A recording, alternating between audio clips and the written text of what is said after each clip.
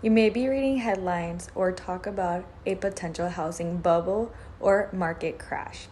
It is important to understand that experts' opinion and data are telling a different story. A recent survey from Pulseonomics asked over 100 housing experts and real estate economists if they believe that this was going to be a housing bubble. Take a look at this graph. As you can see in the following chart, 60% of the experts said that this is not a housing bubble. In the same survey, they were given the following reasons why this isn't like 2008. So reason number one, and you guys have heard me mention it before, there is low inventory and there's still a very high demand. So in order for us to be in a healthy market or at a balanced supply, we need at least 6 months of inventory.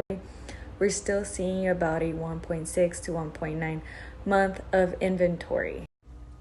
As you can see in this graph, there were too many homes for sale from 2007 to 2010, most of which were foreclosures and short sales. And now you can compare it to today's market. We're still at a shortage, which is continuing to have that price appreciation that we see. Deputy Chief Economist at First American says, quote, "The fundamentals driving house price growth in the U.S. remain intact. The demand for homes continues to exceed supply of homes for sale, which is keeping the house price growth high." And reason number two is that mortgage standards, lending standards are much higher and stricter than they were last time around. So during the housing bubble, it was easier to get a mortgage approved than it is today. Here in this chart, you can see the amount of people getting loans with credit score less than 620 and now what we're actually seeing.